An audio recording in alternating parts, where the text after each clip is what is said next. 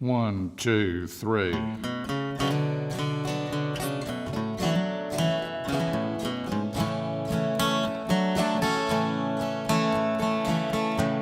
I'm living out my time upon this little ball of earth, a needle world imprisoned in a haystack universe.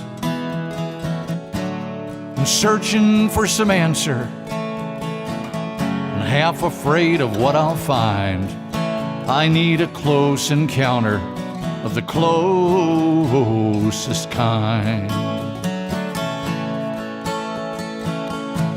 Well, it doesn't take a spacecraft to observe that I'm a fool. The view from up above must show I'm breaking all the rules. Well, maybe you could help me out. I'm in an awful bind. I need a close encounter of the closest kind. Well, anyone who's mastered how to travel star to star has overcome the worries of this madhouse place we are. God, I hope so, yeah. It shouldn't take you very long to bring us from behind. We need a close encounter of the closest kind. Well, close encounters happen to a few we can't believe. What we need is one that all our reason can deceive. Show yourselves and start to heal these troubled earthly minds. We need a close encounter of the closest kind.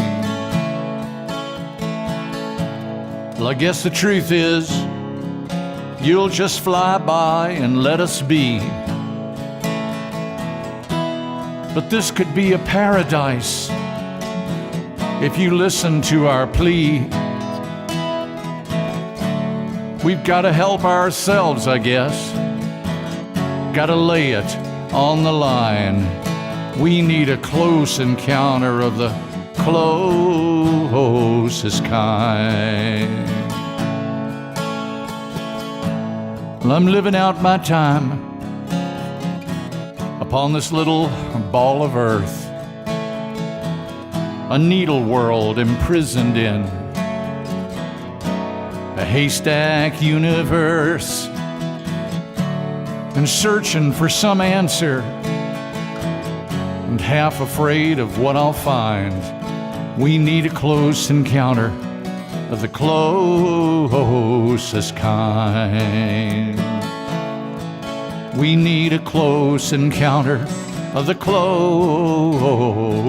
kind.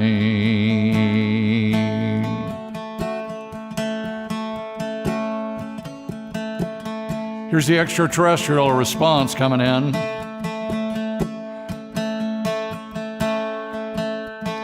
We would be as gods to you in every single way. Problems far beyond your reach to us would be but play. Sweetest heaven on your earth we quickly could arrange, were it not forbidden by the code to speed your change. Were it not forbidden by the code to speed your change. Long ago we traveled through the very time you're in. Then, like you, we wondered how that we might ever win. One day you will see the truth of all your mortal pain. You are having too much fun for us to spoil your game. You are having too much fun for us to spoil your game.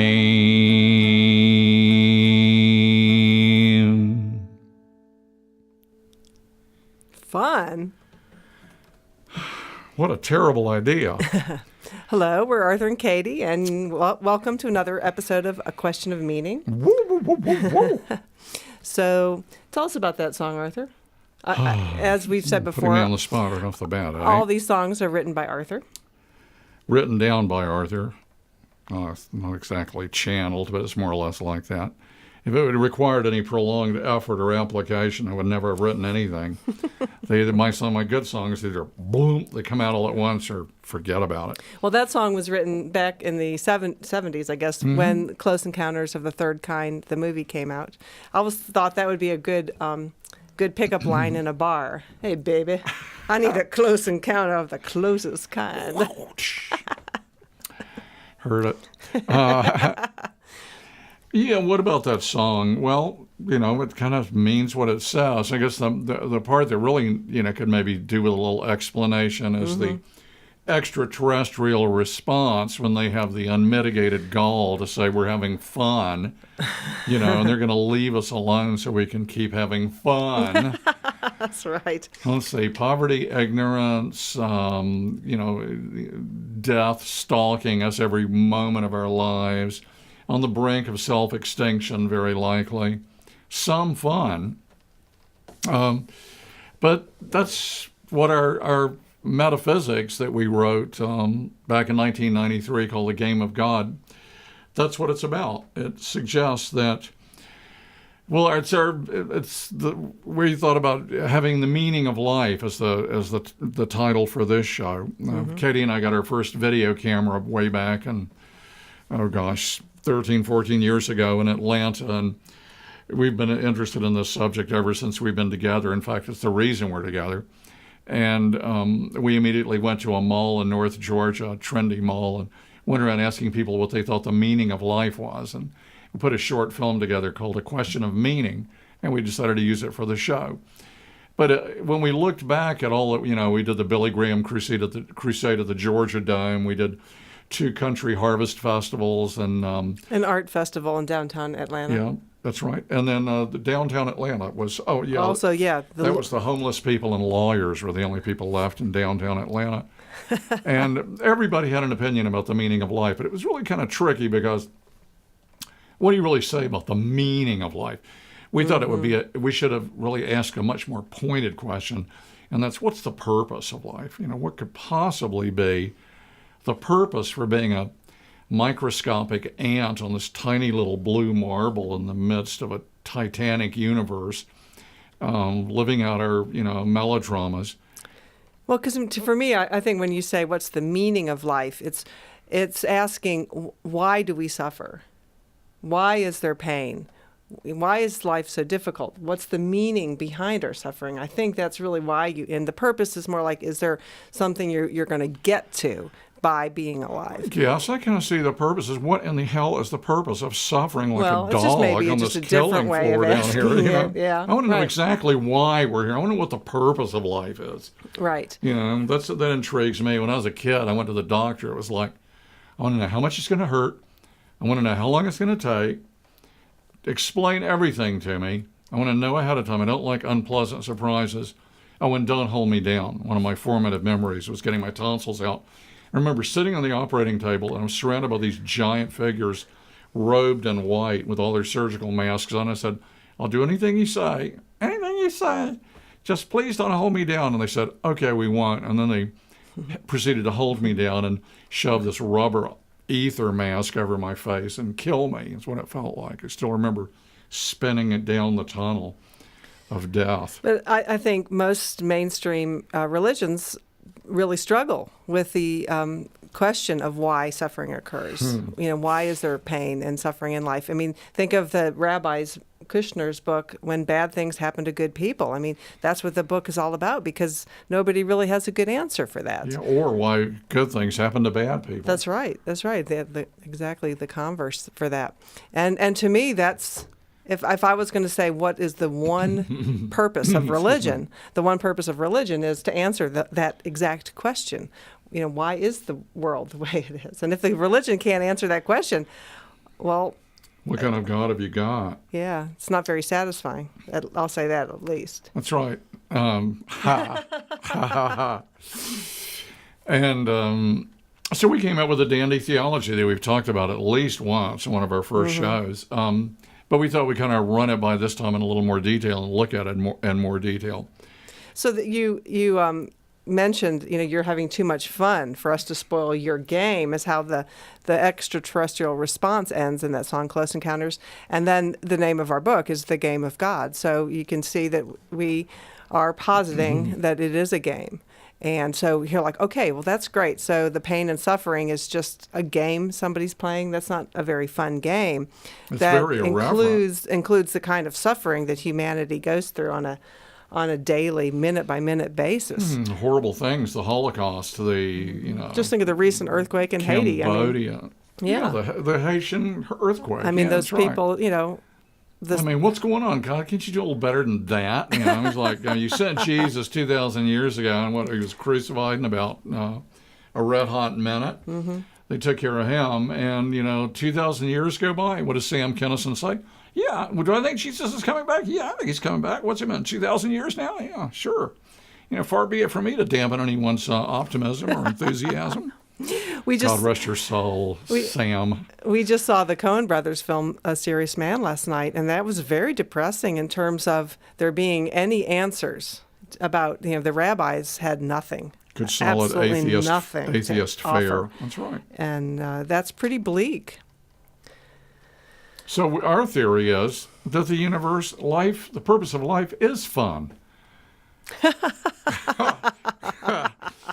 Oh, did you feel that way yesterday when you backed into that light pole? Oh, I did. I was in a Walmart parking lot. See? Oh, that's what you got for shopping at Walmart. That's right. But there was something we couldn't find anywhere else. And so we went to Walmart, and actually I got this shirt at Walmart. Anyway, and yeah, I did. I backed right into the light pole. And we just got this bumper that we were out filming during Hurricane Ivan years ago. We just had our new car. And the bumper had been, kind of dinged for years. We finally got it fixed. Like 2 months ago. 2 months ago. And then I proceeded to smash it in the same place, It was a real test of the bend like a willow philosophy for me, definitely. Is this fun? That's right. Want to have some more fun? How about brain cancer? So the theology, you want to take a run at it? We'll just kind of pass it back and forth. Well, Arthur's kind of went through the idea about the unlimited experiencing limitation. We should do that again, though. And, yeah, I think that's valuable. So, yeah, why don't you do that? All right, in a nutshell, everything we mean by the word God, or just take the state of absolute truth if it exists, a state of complete, infinite illumination, knowing, consciousness. I mean, if apes at this stage of evolution can enjoy, electric lights and making your own TV at home and stuff like this, then, that's we can only imagine, and I don't think unicellular organisms have the ability to do this, that we're increasing in consciousness, and there's civilizations millions of years older out there. If the universe isn't teeming with life, I'd be really bitterly disappointed. So let's assume that this state of God consciousness, I don't like the G word anymore. It's like love. It's been too abused. But this state exists. And what's meant by the state of infinite awareness is no limitation. Absolutely no shadows, no unknowing, no uncertainty, no mystery, no nothing. It's absolute knowing. And the only conceivable limitation to being absolutely unlimited like that is the inability to experience limitation. If the unlimited cannot experience limitation, then it's limited, and that's a contradiction. There's an old riddle that asks, could God create a boulder too heavy for God to lift? Good question. So we theorize that for the unlimited to be absolutely unlimited, it must be able to experience limitation. And I mean a quality, totally believable, realistic, 100% experience of being limited. But how? How could that happen? If you're all-knowing, how could you experience ignorance? If you're all-powerful, how could you experience weakness? You know? And there's only one way that we've come up with that could happen, that the unlimited could have this quality, realistic experience of limitation. And that is, during the experience of limitation, the unlimited must forget that it's unlimited. And from this, we have theorized that the universe is the unlimited. In our book, we call it a self-induced state of amnesia. And the purpose is to experience limitation and eventually wake up from it back into the unlimited state of consciousness. So how does God create a rock too heavy for him or her to lift? He forgets that it is God. That's how. That's right. You know, it's like they're the rich people. There used to be this kind of archaic term now called slumming, where you kind of put on funky clothes and go hang out in some old juke joint down the street and hang out with the poor folks, the low life, rub elbows with the lower classes, slumming. Mm-hmm. So God doesn't do that. God goes way better than that. Because that rich person never forgets that, any time they can whip out the cell phone and call. The platinum Visa card, right, you know. But and buy the place and everybody in it. But God gets the chauffeur to pull a limo over to a back alley off Skid Row. God gets out in rags with no identification and ingests a red pill, if you will, matrix-wise. That's right. That causes complete loss of memory, of identity. And then when you find yourself, you come to and you're on Skid Row without any ID or with any memory of who you are, then you have a quality, realistic experience of limitation, big time. And you start living your life like your ass depended on it. So we tell the story of the history of the universe, the 14 billion years, or that's their current estimate of how long the universe has been around in terms of this model, that the Big Bang is that moment at which the amnesia went into force, and so the totally unlimited shattered, from the oneness of unlimitedness, shattered into a multitude of limitation in the subatomic particles. And the evolution of the universe has been the slow growth in consciousness from almost complete unconsciousness of, how much does a proton think? I mean, not much. I don't Well, there's think. an experience there, I'll bet you. There's I'll that, bet you. there's that slight bit of the unconsciousness there. And so as the universe evolves, then things accrete and grow, and consciousness grows. And the subtitle of our book, The Game of God, is Recovering Your True Identity. And that's really what the purpose of the universe is the recovering of the true underlying identity of the entire universe, which is this God consciousness. And for me, how does all this explain, go back to how do you explain suffering? The first question. And suffering is the Tao Te Ching, really, without that's suffering is part of having a dualistic universe. It's impossible not to experience limitation without having the up. You can't have up without down. That's right. You can't have good without bad. You can't have joy or ecstasy without suffering and pain. And it's an inbuilt component of the limited universe. But the answer to it that our theology gives, I believe, is that because all of it is truly an illusion, that underlying it all, there is only the one playing at this game. We're talking about something so awesome.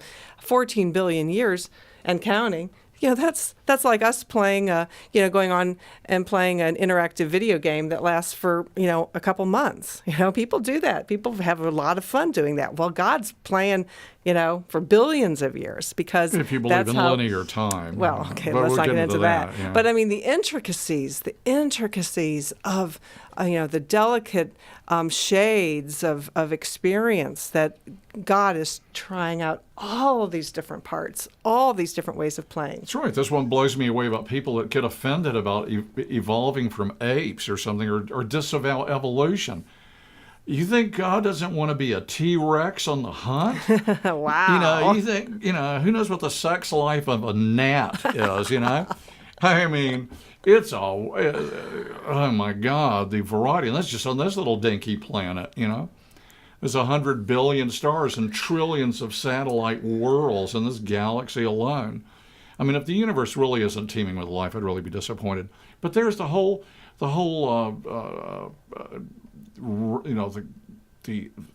the pageant of evolution, to be able to experience all these parts. When our ancestors crouched in caves listening to the beasts prowling outside in the night. I mean, what's the value of that experience? You want to denigrate that? I wouldn't. Mm-hmm. I wouldn't at all. I mean, I think this way of holding it is entirely honoring to God.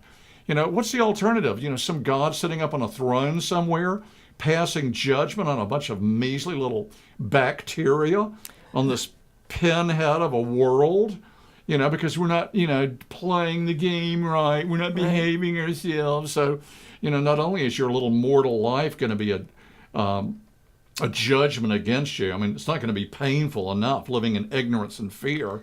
You're going to be cast into a place of eternal torment. Yeah. You know what? If that God was true, I would never bow a knee to it. It could make me scream, okay, I love you. In one flat second, I have a very low pain threshold. Another way of putting it is I'm a titanic coward. But you could make me grovel in a second, big shot, stick a burnt match to my rear end. I'd scream, I'd whimper, I'd grovel. What kind of victory is that? In my heart, I would never love you. I would never love you. You're a gigantic bully, and you can take your heaven and put it where the sun don't shine. Well, and, I think we'll be doing a lot more about religion, so I'd like to say some more about heaven and hell, but, maybe we'll move on from there and save that for another day. But, for me, there's so many benefits to this theology, and one is the sense of comfort. Ever since I have really, this theory has been around in between us for about 16, 17 years now, and I'd say at least for the last 15, since it's really settled inside me as just so true for me. There's been a level of comfort that surpasseth understanding that I have never experienced from any other belief system, and it's because my core is there's no way to lose. That's why I'm comfortable, because if this is true, if there is only God, there is nothing but God, there is no way to lose, because the whole point is the experience of whatever it is you're doing. There's no way to go. There's no way to fall off the end into some abyss that is not God. And, so just relax. I mean, it's a way to really relax and be, whatever happens. That's just what Jesus said, sir. Actually, it was. I mean, I think that's how they can be nailing you up, and you can still love them because, they're lost in the illusion. Mm-hmm. I mean, this stuff is nothing new. It's Upanishads, right. 3,000 years ago. They were saying it's Maya, the universe is illusion.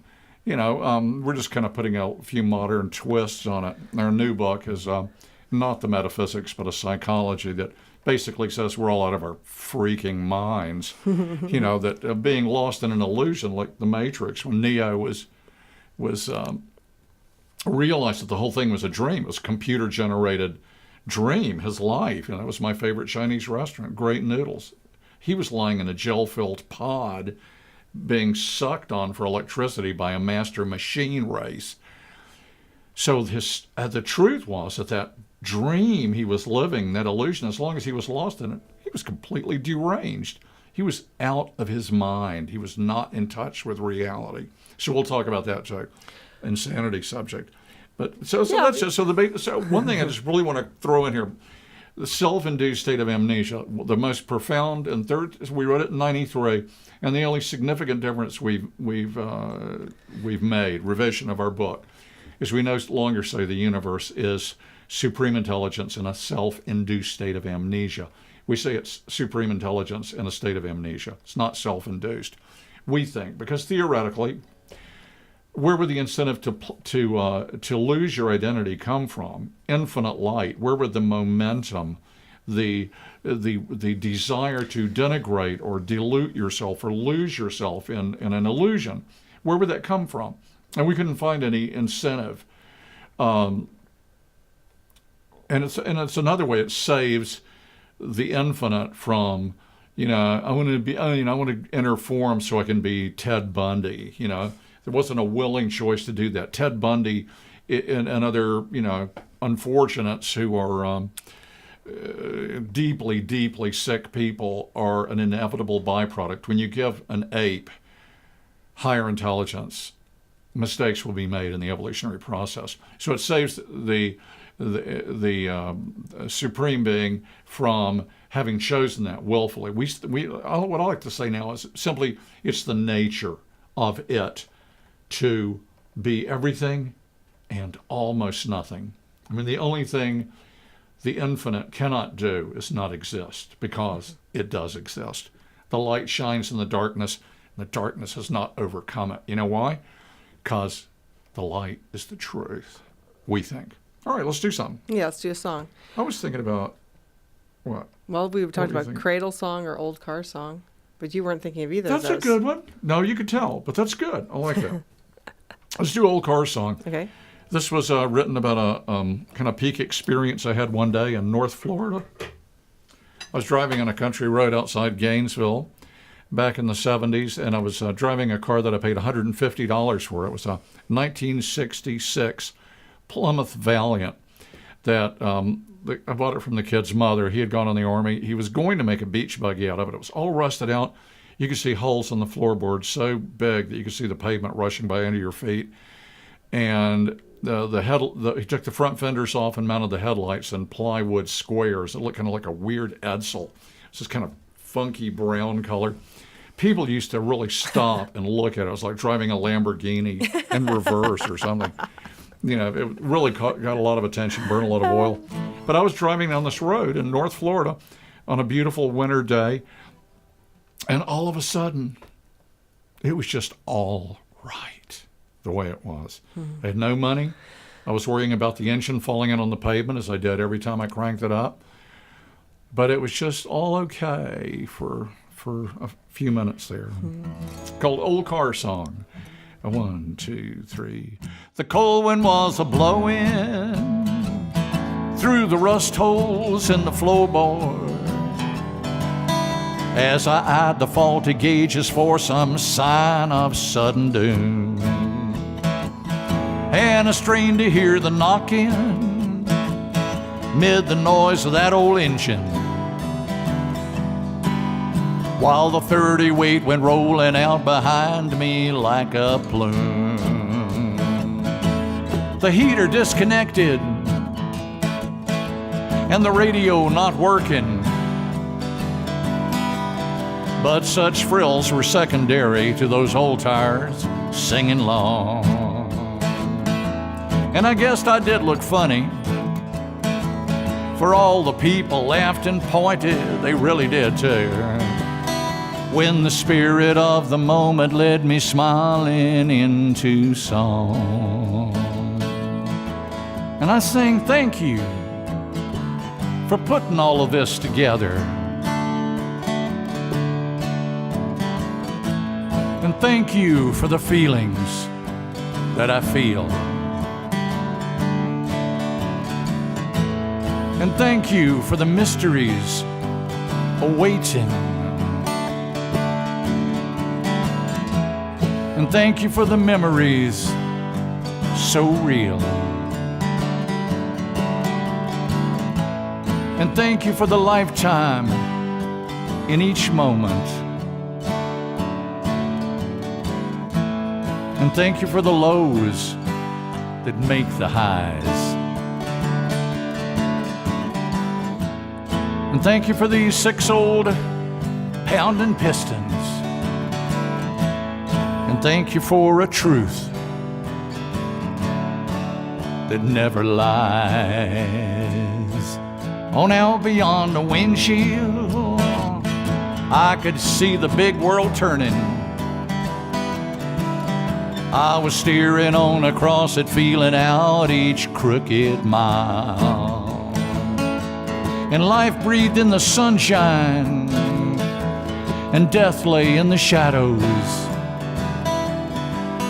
When the spirit of the moment framed their dance just like a smile. Thank you for putting all of this together. Thank you for the feelings that I feel. And thank you for the mysteries awaiting. And thank you for the memories so very real. And thank you for the lifetime in each and every moment. And thank you for the lows that we need to make the highs.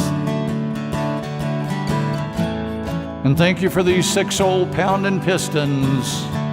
And last but not least, thank you for a truth that never lies. Do-do-do, do-do, do-do,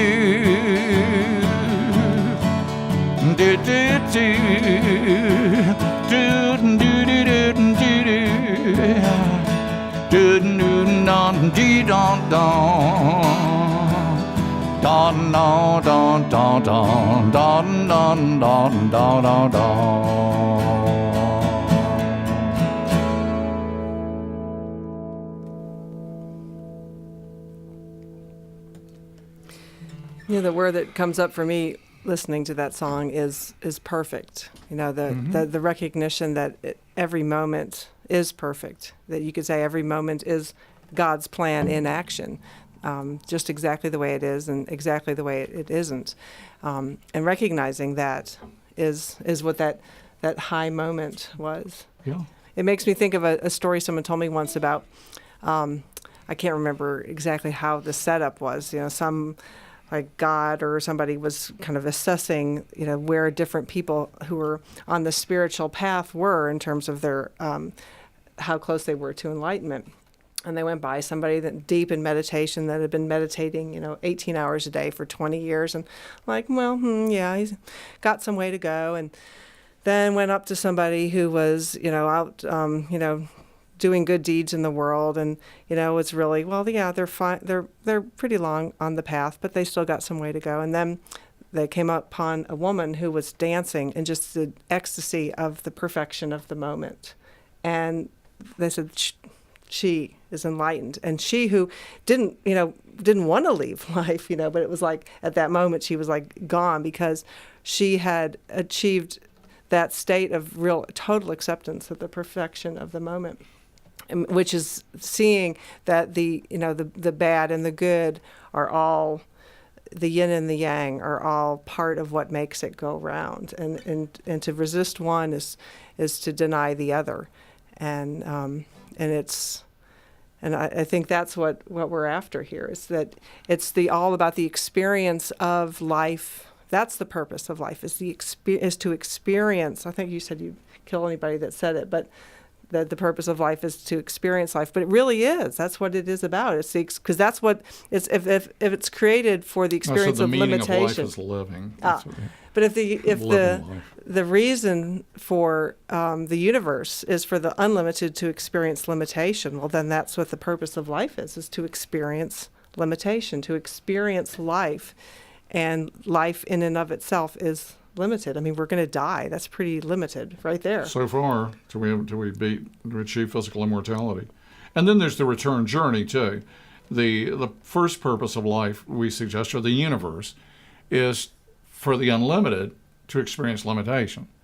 Then on the way back, it allows the limited, that's us, to experience the unlimited as we start becoming aware that the infinite really exists, what some people call God. Mm-hmm.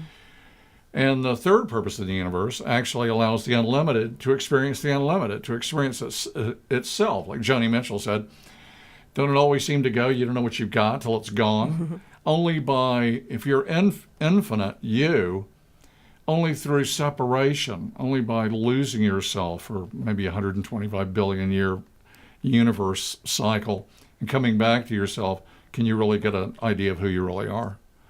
So there's a long way to go, but I guess our message is you really can't screw up. That's right. It's like, I was thinking about God in disguise, as a matter of fact. Speaking kind of the theological implications of this. So, I mean, what do we do this one? F minor. One, F minor. Of course, this isn't addressing at all the objections of atheists out there. Mm-mm. Since the basic, the first premise is that there is an underlying, whatever that people do call God. How about an absolute truth? You don't have to say God. Mm-hmm. How about absolute truth? What if all there is one grillion universes mm-hmm. just doing its thing, mm-hmm. flying out into total entropy, which seems kind of a bit much. But just, then there's that's the absolute truth. That's the absolute truth. That's what is. But we're not aware of it. Nobody is. The greatest scientist on this planet, or the scientist who's ever lived, doesn't know what one single dot of the stuff that we're living in and are made of is. Not one wave. They got all sorts of names for it. And they've done great things playing with it, but they don't know what it is. They have no idea what it is. So, I mean, that's why I like absolute truth. You don't have to talk about God, because I don't believe in God as a creator anymore. I think it's just the nature of the infinite to become finite and then to become infinite again. It's like the only game in town. It's like you dive into the pool of illusion, and you swim in it and you dig it, and eventually you climb out. Because God doesn't care to stay. Well, God, there I'm using the G word again. Well, yeah, because when you use the word God, it's, for people in our culture, it's hard not to conceive of the guy with the long white beard on the throne, watching sending you. your ass to hell. Peering into your very dreams and thoughts and keeping it all written in some huge database up there in heaven. He's making a list. That's He's right. it twice. And, so that's why we like to avoid using the G word, because it's hard not to conjure up that image in our minds. Well, this is one about the theological implications. I got the idea for this from reading about Mother Teresa when she founded her Missionaries of Charity in Calcutta and instructed those nuns who were going out and picking up the poorest of the poor, often dying and filth-encrusted beggars. And her instructions were, when you're taking care of someone like that, who you're really taking care of is Jesus in disguise. That's God you're taking care of, whose backside you're wiping. And that's where this song came from. 1, 2, 3, and walking down the teeming city sidewalk, eyes feel like they need a place to hide. So much fear and loneliness and misery sadly moves the human tide. Look past superficial presentation. Rags or riches really don't decide just how hungry is the heart that's beating, covered by the foolishness of pride. Gee. And here is the prize that our reason denies, that right under all lies, with true love in our eyes, we'll see God in disguise. Common is the one denominator.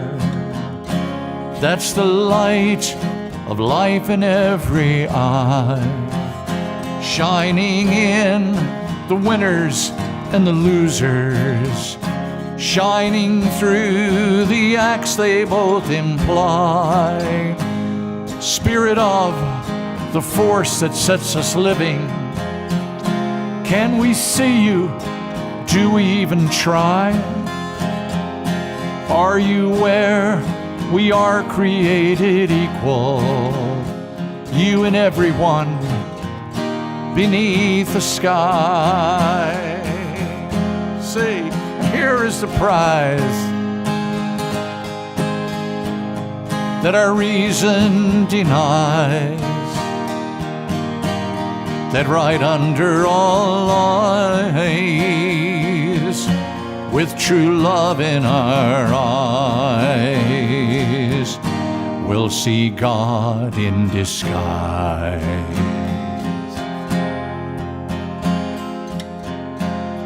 When we try to see the heart of people, it's like looking in a clouded pool, blinded by the glitter and the garbage. Easy to forget that golden rule.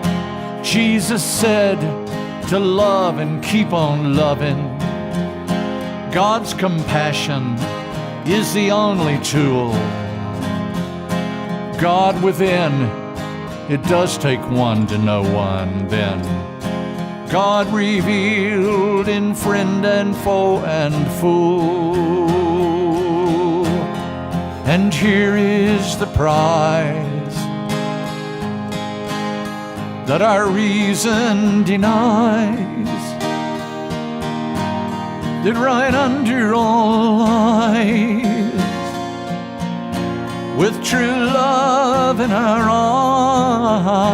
eyes, we'll see God in disguise. And here is the prize, and here is the prize that our reason denies, that right under all eyes, that right under all eyes, with God's love in our eyes, with God's love in our eyes, we'll see God in disguise. Always God in disguise, only God in disguise. There's just God in disguise.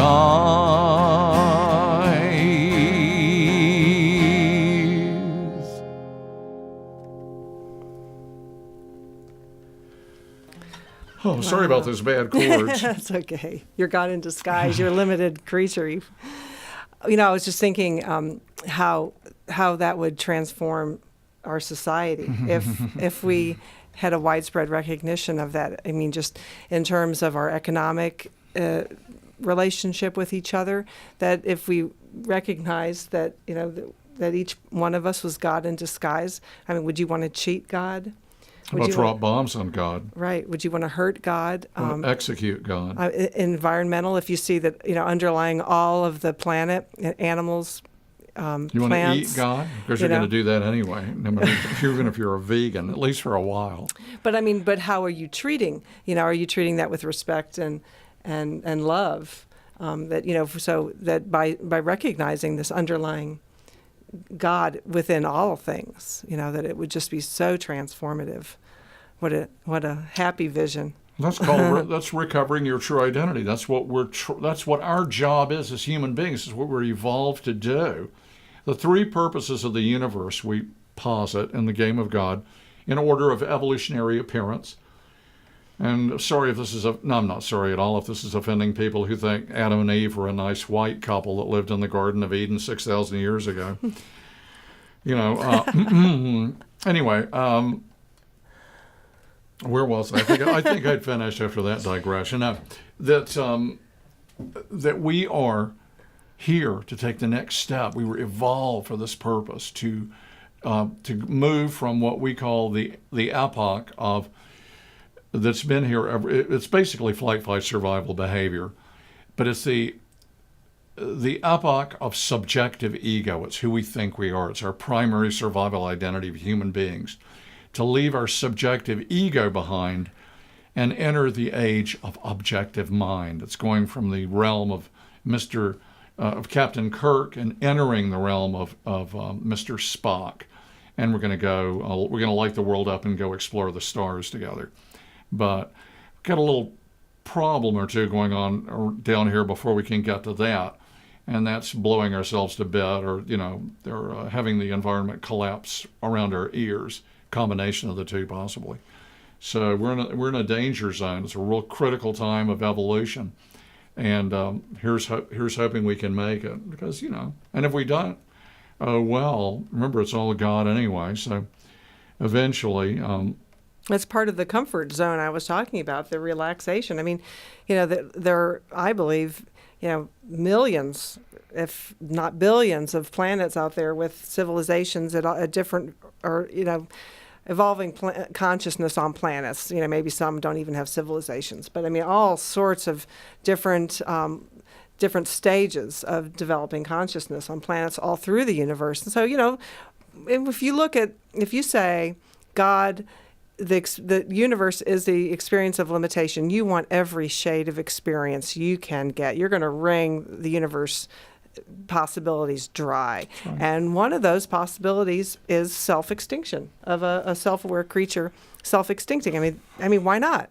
I mean, if you want to experience limitation, you're going to want every single thing. Or it's your nature to experience limitation. You probably don't want to experience being Ted Bundy or thrashing your life out in a puddle of radioactive waste. Yeah, but it would be one of the experiences. Yeah, it would. It would. What did Walt Whitman say? I will scatter with lavish hand. Mm-hmm. Right. Let the chips fall where they may. Yeah. But, on another level, 4,000 million years of evolution, and we're the cutting edge. We're it, folks. I mean, we're the ones that can cross over. A squirrel isn't going to lose its ego. Only human beings can do that. What about a porpoise? I don't know. I've never talked to one. Never met one. Well, let's see. What about, you want to jump into another one? Sure. Yeah. I was thinking of Sweet Gravity. This is one of my favorites. This is, excuse me. Yeah. This is my, kind of my improvisation on the Beatitudes. Blessed are they with their ass in a crack. Maybe they'll do something about it. So, well, when have you ever changed other than pain? I've had my ass in a crack for 1 billion years, and I'm still stuck. There's no preaching going on here, folks. 1, 2, 3, and...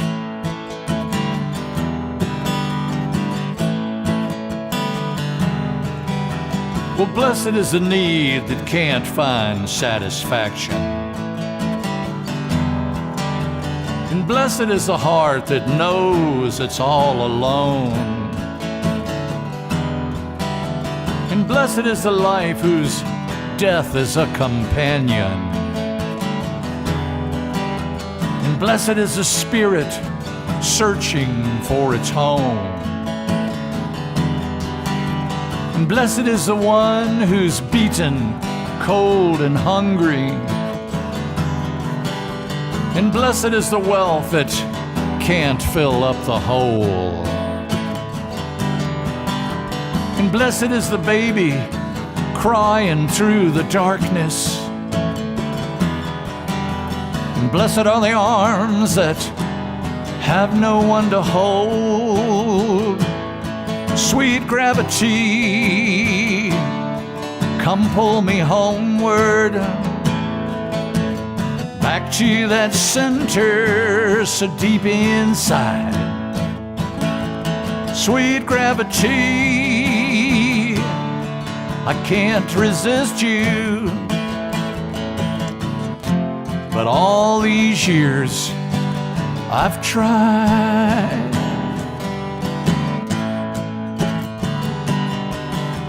Well, blessed is the climber struggling on the mountain. And blessed is the sailor lost upon the sea. And blessed is the riddle each heart yearns to answer. And blessed are the ones who know they've lost the key. Sweet gravity, come pull me homeward, back to that center so deep inside. Sweet gravity, I can't resist you. But all these years I've tried.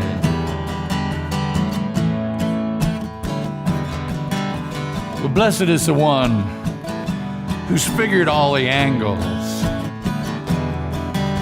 And blessed is the life that lives just to survive.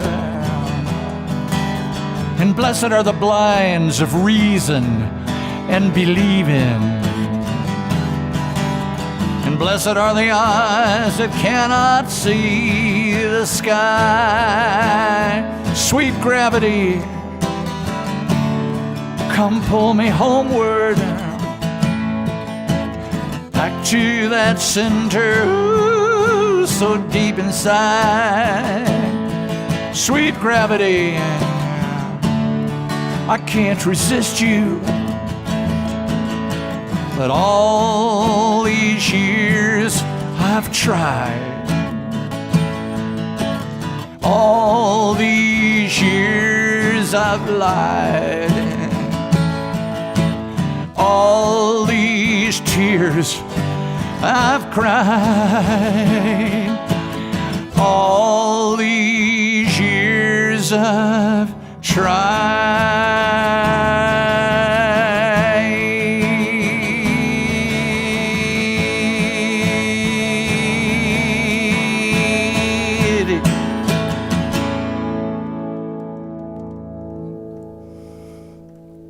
Oh, don't you know it's true?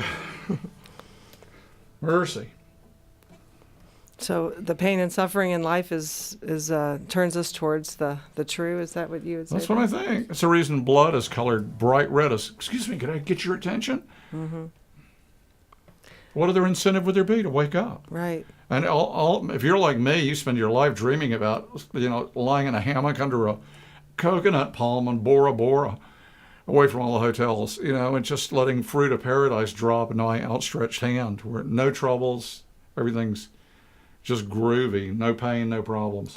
Well, it does seem to be, the essence of a game is the chance of losing. That if you look at, liberals have tried to come up with games in which everyone wins, because we hate the idea of that somebody's going to have their feelings hurt. But it does seem to be kind of the way the whole thing is structured. So far. That by losing, you take it seriously. If you're not going to lose, why bother? Where conservatives think let them eat cake. They're all for encouraging that process. Is that it? Yeah, that's right. That's right. You don't mean that. You're not denigrating liberals, of course. No, but I think they're trying to do something about it. We're moving toward a technological society where we're all one color, one language, telepathic, probably physically immortal, and we're going to explore the universe together. And that's not going to happen with somebody picking maggots off their fried chicken in a dumpster. We're going to be one people, educated, sanitized, probably look like a nightmare to us living in frontier land. That's all I'm saying. Well, okay. We've played, we call good mitten. We took the game badminton and took out the whole concept of winning or losing and just played it to maximize volleys. Yeah. And we found that it was actually a whole lot more fun and more exercise too, if you're going to do it for that, but more creative. And it was like encouraging each other to get really good shots was better than trying to just get the one slam that would knock the other person out, which gets kind of boring after a while. So, okay, I just answered my own question. There is it isn't, the best games aren't all about winning. And maybe we have to reach a certain level of consciousness to get that. Maybe there's a long period of time in which it is all about just winning. Yeah, I mean the epoch of subjective ego has been from the dawn of analytical thought. It's run the world. Everybody is ego dominated, unless you're an enlightened saint, and I've never met any. Mm-hmm. But they're there. I'm sure there's just not many of them. The rest of us struggle like hell to with the master telling us what to think, what to do, when to jump, and when to come down.